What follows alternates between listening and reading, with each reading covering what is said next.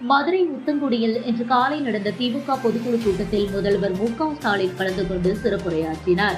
இதையொட்டி மதுரை நேற்று 25 கிலோமீட்டர் பிரம்மாண்ட ரோடு ஷோ நடத்தி மக்களை சந்தித்து மனுக்களை பெற்றார். அப்போது பொதுமக்கள் திரண்டு வந்து முதல்வரை உற்சாகமாக வரவேற்றனர். இதில் பங்கேற்பதற்காக முதல்வர் மு.க.ஸ்டாலின் சென்னையிலிருந்து விமானம் மூலம் நேற்று பிற்பகல் 1 மணி அளவில் மதுரை வந்தடைந்தார். அவரை விமான நிலையத்தில் அமைச்சர்கள் ஏவா வேலு, ஐ பெரியசாமி, பி மூர்த்தி, பிடிஆர் பழனிவேல் தியாகராஜன் மற்றும் கட்சியினர் உற்சாகமாக வரவேற்றனர். பின்னர் விமான நிலையம் அருகே தனியார் விடுதிக்கு சென்று முதல்வர் ஓய்வெடுத்தார். தொடர்ந்து மாலை 5:15 மணி அளவில் விடுதியிலிருந்து வேனில் புறப்பட்டு முதல்வர் மு.க.ஸ்டாலின் 25 கிலோமீட்டர் ரோட் ஷோ தொடங்கினார்.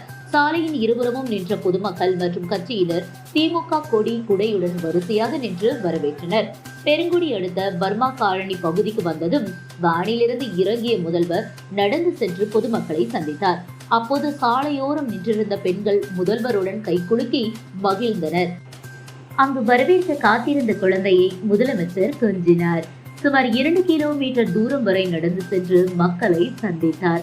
பின்னர் பெருங்குடி வெள்ளக்கல், அவனியாபுரம், பில்லாபுரம், ஜெயவிலாஸ் பாலம் சந்திப்பு, ஜெயஹிந்த்புரம், ஜீவா நகர், சுந்தரராஜபுரம் மார்க்கெட், டிவிஎஸ் நகர், புதிய தரை பாலம், பழங்காநத்தம், வஉசி மேம்பாலம், பைபாஸ் ரோடு, பொன்மேனி சந்திப்பு, காலவாசல், குருதேற்றர் சந்திப்பு, ஆராபாளையம் பேருந்து நிலையம், ஜல்லிக்கட்டு ரவுண்டானா, ஆராபாளையம் கிராஸ் மற்றும் மன்னர் திருமலை நாயக்கர் சிலை, புது ஜெயில் ரோடு சந்திப்பு வரை சுமார் 25 கிலோமீட்டர் தூரத்திற்கு ரோட் ஷோவில் பங்கேற்றார்.